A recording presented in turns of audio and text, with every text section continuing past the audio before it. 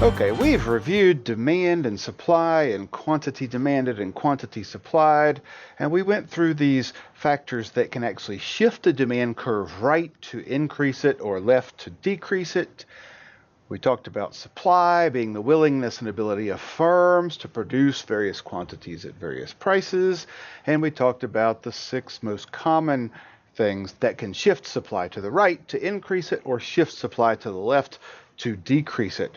And we put a supply and demand curve together and we looked at the equilibrium price. And remember, the equilibrium is trying to find the price where the quantity demanded equals the quantity supplied, so that there's no surplus and there's no shortage. We are in equilibrium, which means balance. And then in the last video, we talked about price floors and price ceilings, which are laws that can force the price to be out of equilibrium and force there to be surpluses or shortages. In this video, we're going to do some practical applications of supply and demand. And here at the bottom of our handout, I have a few steps that you should always think about whenever you're trying to use supply and demand to analyze or predict what would happen in a market if something happened. On this sheet, I have a long list of some potential things that might be interesting to analyze. This is the skill we really want to make sure we build after we understand the basic idea of supply and demand and equilibrium. We need to be able to use these ideas to be able to predict what's going to happen.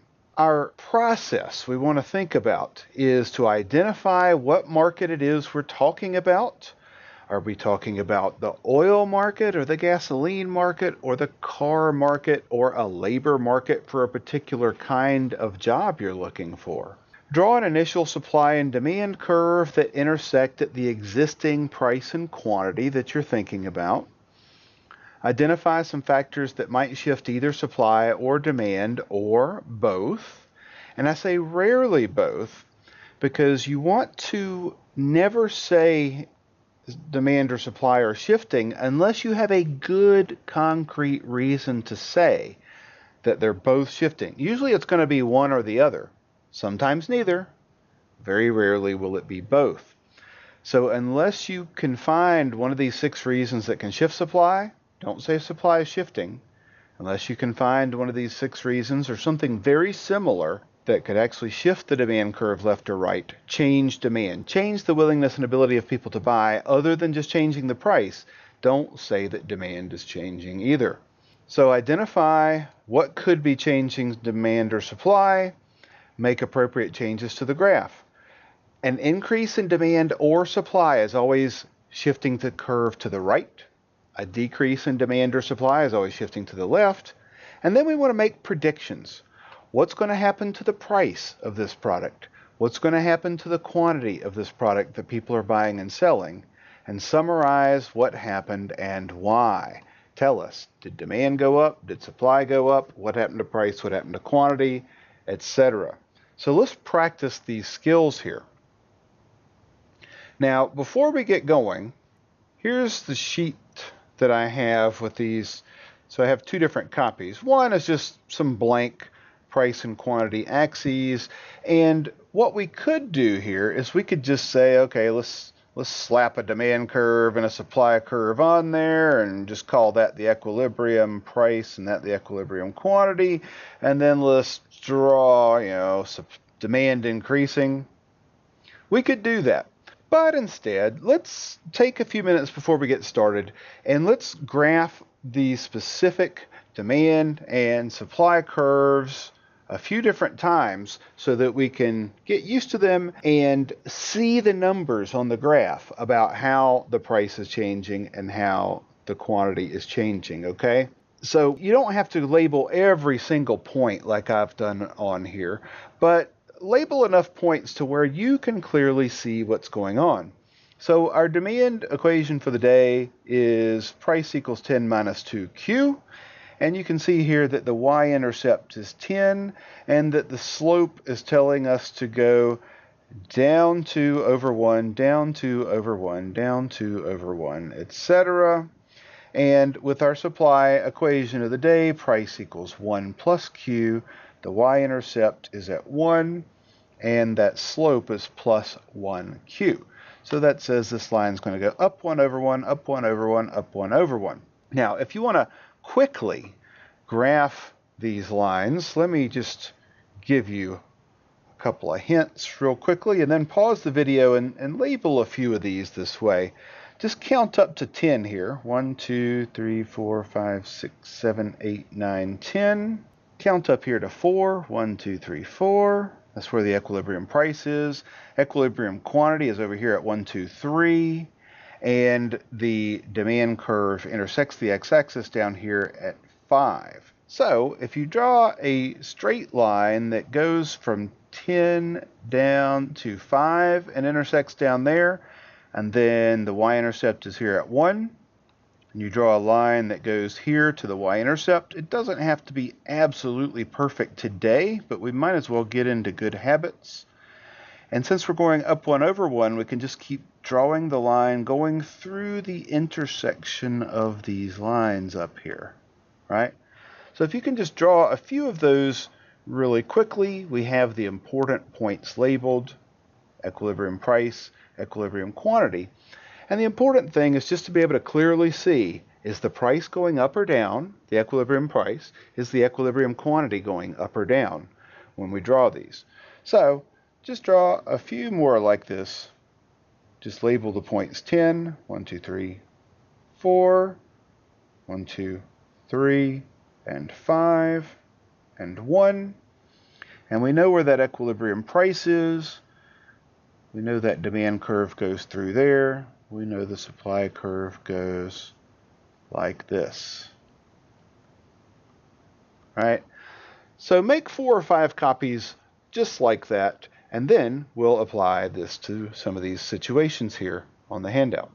Okay, I've picked a few of these. Now, if you have questions about any of these specifically that you'd like to know the answers to, please let me know. But let's go with the first example here. So for a long time, Iran was under international sanctions because of their testing and attempting to make nuclear weapons. So many countries joined together and weren't allowing them to sell their oil, number one, and number two, were not allowing them to import hardly anything except for some necessities like food and medicine. So they weren't allowed to import luxury goods like cars or televisions or computers, and they weren't allowed to export oil or gasoline or any of those other things that they might make with their petroleum industry. We've relaxed these sanctions now that Iran has gotten into an agreement where they said, okay, we're going to stop trying to make nuclear bombs, we're going to stop trying to make uranium. And how's this going to change some world markets now that Iran is a part of the world economy more fully now than they used to be? Well, let's analyze 2 markets we might be interested in. First, the gasoline market. Now that Iran is able to export a lot more oil, and oil is used to make gas, what is that going to do in the world market for gasoline? So let's go over to our axis over here, and let's suppose we're talking about something like gasoline or diesel fuel, and our equilibrium right now is at, say, 4. Could be $4. I know that sounds high, but let's just go with it. So this is $4 per gallon, and this is, say, the average person uses 3 gallons of gas every 3 or 4 days or something like that, okay? So now that Iran is able to sell oil and is able to sell gas, and originally they were prohibited from being a seller in these markets, is that going to affect the demand for gas, or is it going to affect the supply for gas? Well, let's look at the things that can change demand and supply and see what we can identify.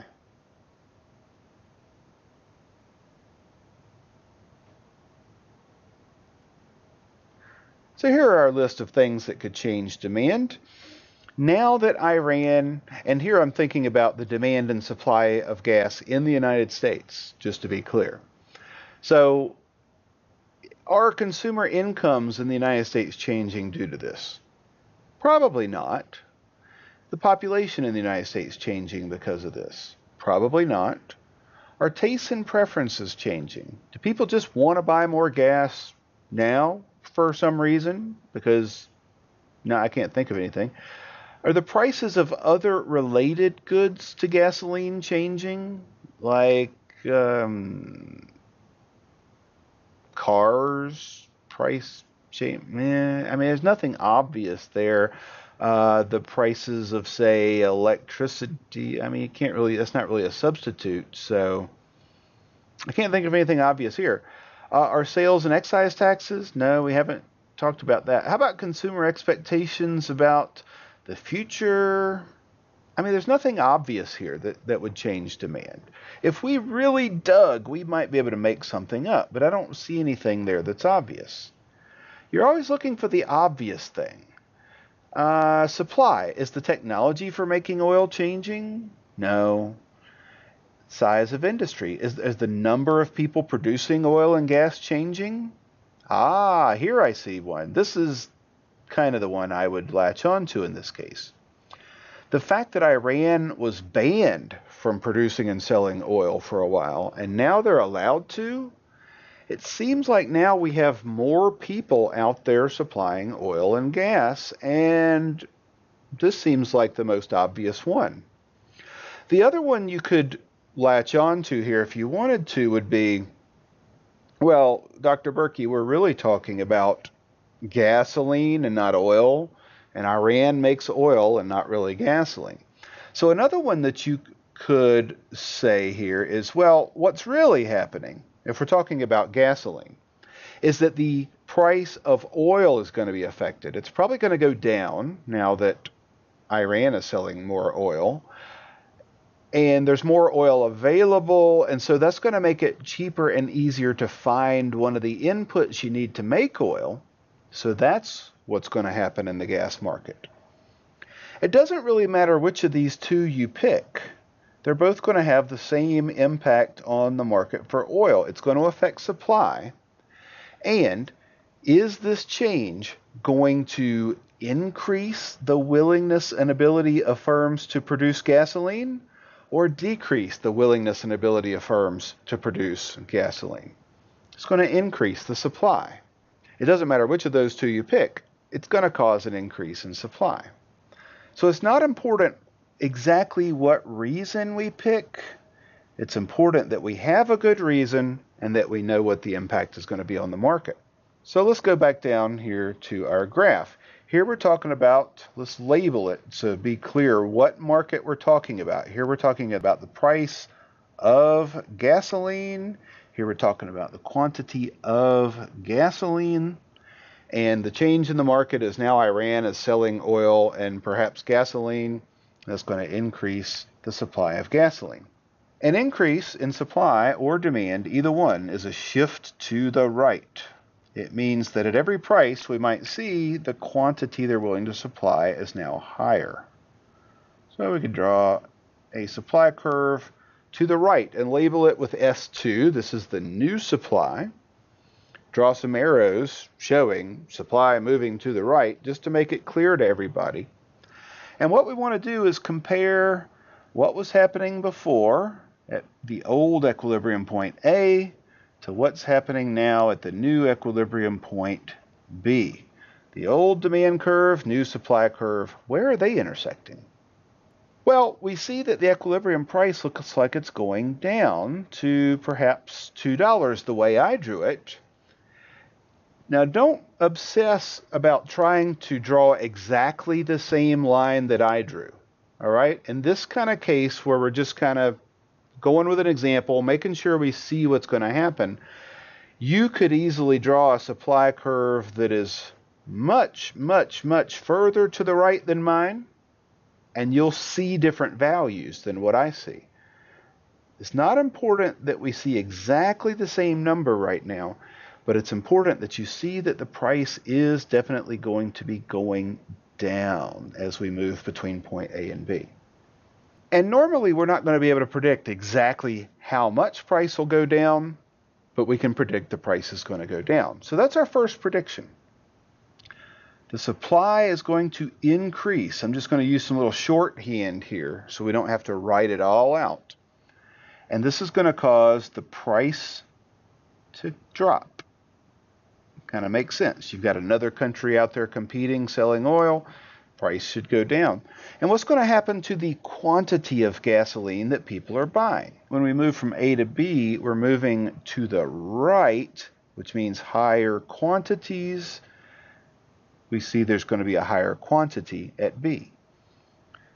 So our prediction would say, well, the supply is going to increase because either you can think about it as being more producers, or there's an input you need to make gasoline that's going to be more available and probably cheaper. So the price will go down. The quantity people are going to be exchanging in the market, buying and selling, is going to go up. Last question. What's happening to demand here? Is demand increasing? Is demand decreasing? And the answer is no.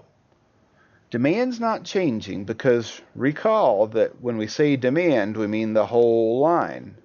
And since there's no reason to think demand is going to increase or decrease, we'd say demand stays the same. So demand remains unchanged. There's no reason to think that it's going to change. However, if we wanted to, we could say, look, demand's not changing, but we are moving along the demand curve from point A to point B here. And when we move along a demand curve and the quantity people are buying goes up because they see a lower price, what we can say is that the quantity demanded is going to increase. So the quantity demanded goes up. People are buying more. It's cheaper. That's what we're saying when we say quantity demanded goes up. All right? So this is a very good, very complete analysis of, can you predict what would happen if Iran starts selling oil again? What would happen in the market for gasoline? Supply will go up, price will go down, people are going to start using more gas. The demand doesn't shift, the quantity demanded goes up. All right, let's look at the next example here. Another part of this impact of Iran signing this agreement, now they can sell oil, but they can also buy all kinds of things. And one thing they might buy more of are cars. And we have seen an impact here with how many cars they are buying. So let's talk about the automobile market.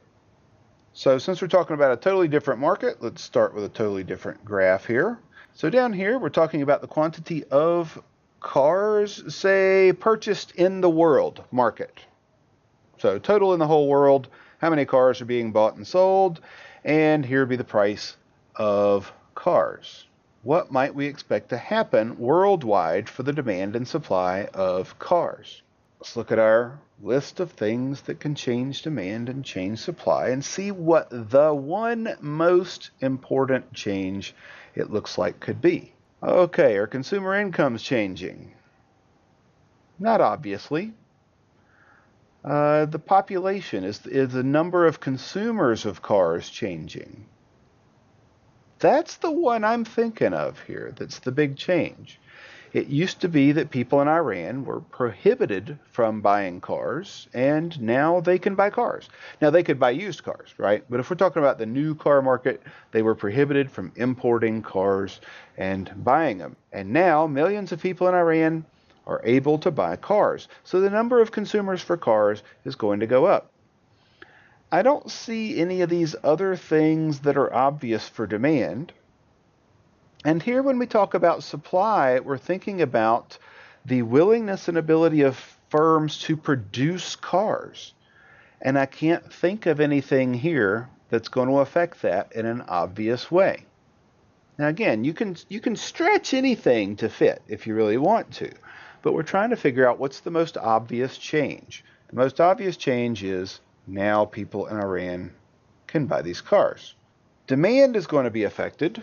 And we have to ask ourselves, Now that people in Iran can buy cars when before they couldn't, now that we have more consumers wanting to buy cars and able to buy cars, is the demand going to increase for cars or decrease for cars? It's going to increase. We have more people, more willing and more able to buy cars than we used to. So demand is going to increase, which is a shift to the right. And just draw a line over here to the right somewhere, indicating this new demand. And what we do is we ask ourselves, okay, well, here's our old equilibrium point A. Here's our new equilibrium point B. And what can we predict? If the only thing that's happening, ceteris paribus, all else equal, nothing else is changing but the demand is going up, what do we predict is going to happen? So we could say, well, we think the demand is going to increase, and we want to say why. There are more consumers of cars now that the ban has been lifted. And this is going to cause what's happening to price here. When we go between point A and point B, what's happening to the price? Well, we're moving up, so the price is going up. Right? So if we look at this price might be somewhere between $6 and $7, or we could call that $60,000 or $70,000 for a car. Price is going up from what it was. What's happening to the quantity? Well, we're moving from people buying 3 to the way we've drawn it, somewhere between 5 and 6.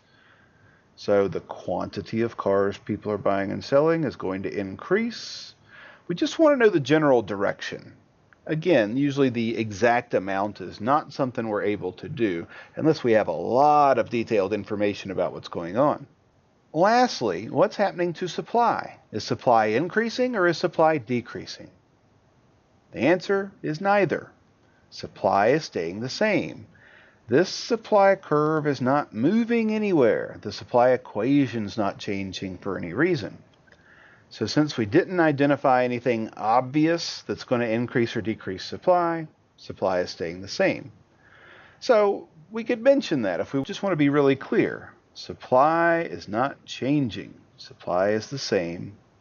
However, when we're moving between these 2 points, A and B, on the supply curve, and the price is going up, we would say that the quantity supplied is going up, which simply means that because more people are trying to buy cars, they're more willing, more able to buy cars, producers are going to respond by making more cars. They're responding to that incentive of the higher price, and they're going to try to produce some more cars to make some higher profits.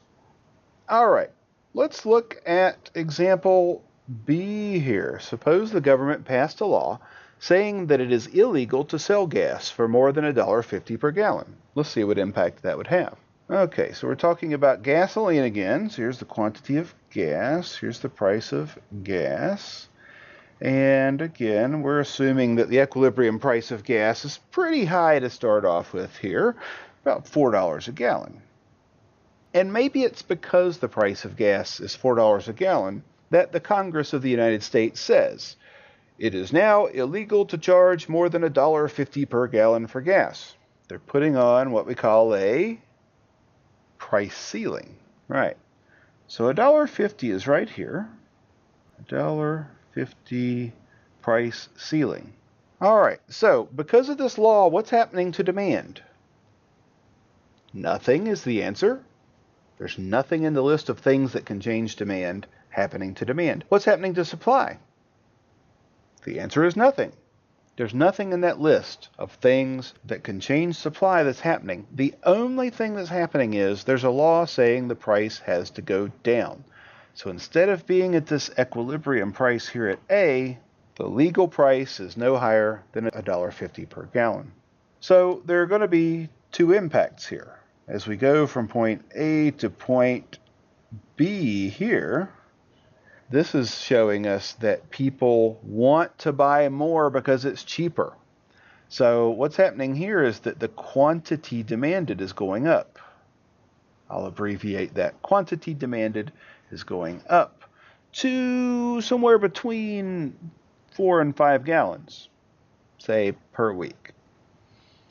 However, the more important point, both of them are important, but a little bit more important point to see is that with this price ceiling, this point C here, the quantity supplied. If producers of gasoline, if the natural price is $4, but they're only allowed to charge $1.50, then they're not going to be willing to supply very much gasoline. It's going to probably cost them a lot more than $1.50 to make much gasoline per gallon. So we see here that the quantity that's going to be supplied is going to be very, very low, somewhere between 0 and 1 gallon per person per week, perhaps, in the United States. Yeah, so maybe we'll call that about 0.5, and we could call that somewhere around 4.5. We're just saying approximately. So the quantity demanded is going up, and the quantity that businesses are selling is going down, the quantity supplied. And when people want to buy 4.5 gallons per week, but they can only buy a half a gallon per week, this creates a shortage. There's going to be a shortage, and we could say that this shortage is somewhere around 4 gallons. Today, I don't want to be too worried about being too precise. We just want to make sure we understand the general ideas here. So in this example, nothing is changing demand or supply. There's just a law changing the price. So we don't want to come up with something about demand or supply changing. We're just moving along the demand and supply curves to two different points. Point B, which is where people would like to be. They'd like to buy more because it's cheaper, but they can't buy it because it's not going to be produced. That's why I say point C is a little more important. It's more important that there's only going to be 0.5 gallons produced. It's a little less important how much you want to buy if it's not there. Let's look at another example here. Let's look at what might happen in a cigarette market. So for cigarettes, let's first look at a case where maybe the government puts a new 100% sales tax on cigarettes that must be paid by the person buying them. Let's see how that would impact things. Well, when we look at the things that can change demand here, this is not going to change incomes or population or tastes and preferences or the prices and availability of other things besides cigarettes.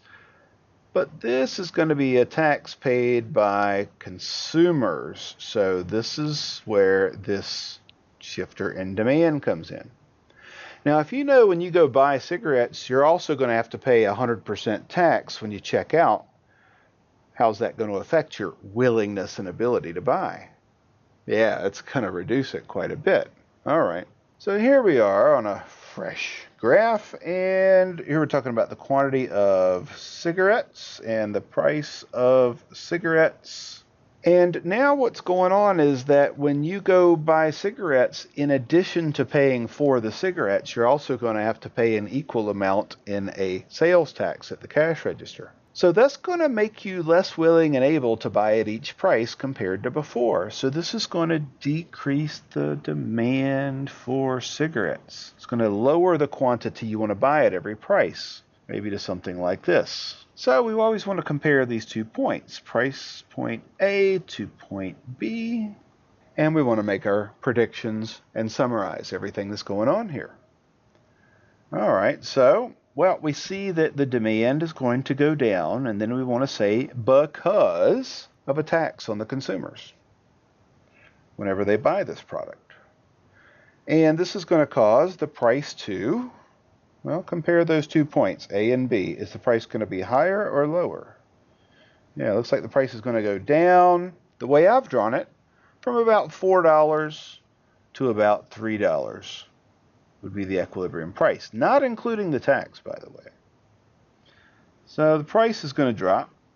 The total price, including the tax, is probably going to go up, though. And what happens to the quantity of cigarettes purchased on the quantity axis when we go from point A to point B? Well, we're going from a quantity of around 3 to a quantity of maybe around 2, but something lower. So the quantity will go down. People will smoke less when we put this tax on. And indeed, this is an important reason why we put high taxes on cigarettes, to discourage people from smoking. And lastly, we probably want to mention what happens to supply. Nothing, right? Supply stays the same. However, if we really want to give a complete answer, we want to say that what's happening here is that when we go from point A down to point B, the quantity supplied is going down. So the quantity supplied is decreasing, which is just a short way of saying, hey, if I'm a cigarette manufacturer and the price I can get for selling cigarettes goes down, I'm going to produce less cigarettes. Quantity supplied goes down as a shorthand for saying all that. Now, another way we could try to affect the cigarette market as a government is to instead add a $2 per pack tax that must be paid by the producer. So here what's happening is we're not charging a sales tax to consumers when they check out at the cashier. We are saying to producers, every time a pack of cigarettes rolls off your production line, you have to take $2 and you have to mail it off to the government. So this is increasing the cost of every pack of cigarettes you make by $2. Well, okay, we can kind of figure out this is going to affect supply somehow. Let's see if we can find one of these things that we could say that it goes into. Let's see, is the technology changing? No. The number of producers? No. The price and availability of inputs? Maybe if you're considering the tax is now a new input that you have to pay for, I could be convinced maybe to think about it that way. Actually, in most states in the United States, on a pack of cigarettes, the cigarette manufacturer has to pay for something called a tax stamp. And they have to put this tax stamp somewhere on the pack of cigarettes. And so that's an input. If you're a producer, you have to pay for this tax stamp. So we could think about it that way, but it probably makes most sense to put it here. This is a tax on the business that makes it more expensive and is going to make businesses less willing and able to produce cigarettes. It's going to make it more costly every time they produce one. It's going to make them less willing and able to produce. So let's analyze this case here. Here we have cigarettes again,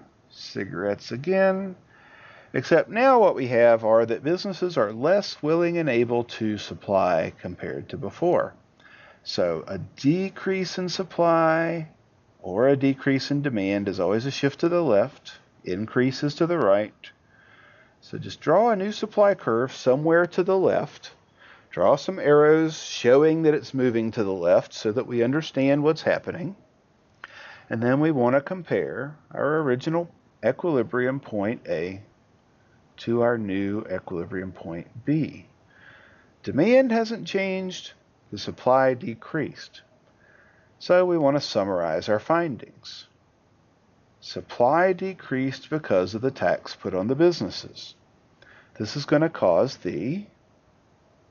what's happening to the price between the original A and B on the price axis. Yeah, price is going to go up. And what's going to happen to the amount of cigarettes being bought and sold? Well, that's going to go down. So these are two different approaches that basically in the end are going to have the same kind of impact on cigarette markets, except in one case, what happens is here, since the tax is on the business, we're going to see the price go up, right, from where it was before. But actually, after the business pays the tax to the government, after they mail this $2 tax to the government, it's actually going to decrease the amount of money the business gets to keep out of the sale. This is what we always see with this kind of tax. Even though the price goes up, the price doesn't go up enough to fully be able to pay for the tax. The business ends up having to eat some of that tax, in other words. The consumer sees some of that tax as an increase in price. The consumer is going to eat some of it. The producer is going to eat a little bit of it as well. So the price the producer gets to keep is actually going to go down the price the consumer sees is going to go up. In this other example, when we are taxing the consumer, the end result is actually the same. People smoke less in both cases. And even though the price goes down here that the producer gets to keep, remember what caused this. The consumer actually has to pay 100% tax. So if the price at the cash register before the tax is this $3 here, we have to add 100% tax. The price the consumer actually pays is going to be $6. So the end result is kind of the same. The price the consumer has to pay is higher. The price the business actually really gets to keep out of that is lower, and people smoke less. Kind of an interesting result. So two approaches to get people to smoke less. Both of them have the similar kind of effect. People are paying more for smokes, businesses get rewarded less for selling smokes, and people smoke less. All right, so let's look at these 4 results that we have here so far. In one of them, in the first one, we saw supply going up. And any time supply goes up, and that's all that's happening, right? Only the supply is increasing, we see this same result. Price goes down, and the quantity people are buying and selling goes up. So it doesn't matter why supply goes up. If that's all that's happening, it's going to result in the price going down and the quantity going up. In the second example, we saw demand increase, and that's all that happened. Demand increased. Anytime, it doesn't matter why, anytime demand increases, we're going to see the same result. Price goes up and quantity goes up. We're moving up and to the right, increasing both price and quantity. In the first example, we were moving down and to the right, reducing price but increasing quantity. In this example, we had a price ceiling, so demand and supply, neither one were changing. Let's move on to this one. And this one, demand was going down. So we're going to see the opposite impact as when demand goes up, right? So when demand went up, price went up and quantity went up. When demand goes down, we're going to see the opposite effect. Because we're moving down and to the left, we're going to see the price go down and quantity go down. And in our last example that we did here, we saw supply going down. When supply decreases, if that's the only thing that's changing, we're moving up and to the left, and that causes the price to go up and the quantity people are buying and selling to go down. These are the 4 simplest changes we can have. Supply going down, supply going up, demand going up, or demand going down. If you spend a little bit of time thinking about those 4 easy cases, it'll help you out in the long run. Just get used to the idea that if you have an equilibrium and demand goes up, because the new equilibrium point is up, where price is going up, we're moving to the right, quantity is going up, right? Do that kind of logic with all the 4 cases. Demand up, demand down, supply up and supply down, and that will go a long way toward helping make sure that you can do this very easily, quickly, and reliably. And that's the goal, not to just be able to do it, but you have to get in this class to be able to do it very quickly and easily and reliably correct. Those are the 4 easy kind of cases, but there are those rare cases we have to think about. It's not the standard thing, but there are those rare cases where more than one thing might shift at the same time. So we have to get used to that. And in the next video, we're going to explore that idea. But let me just tease you a little bit here with one example. Suppose today the equilibrium price was here at A at $4 and the equilibrium quantity was at 3 units. And suppose what we observed next month was that the price went up to $8, but the quantity actually stayed the same. I want you to think about what would have to change in order for us to get to point B. Well, you can't do it just by changing demand, because if we just change demand, we'd get to a point like this, C.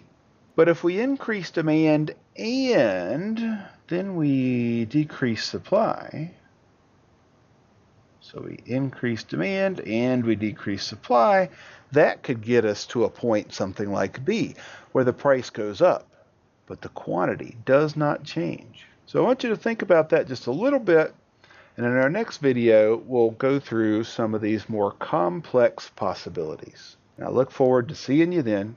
As always, if you have any questions, please let me know, and I'll be happy to answer them. If you have any questions about these other examples here, or if you think about any other real-world examples that might be interesting to you, let me know. Let's talk about them. This is Dr. Berkey signing out. I wish you the best of luck with your studies.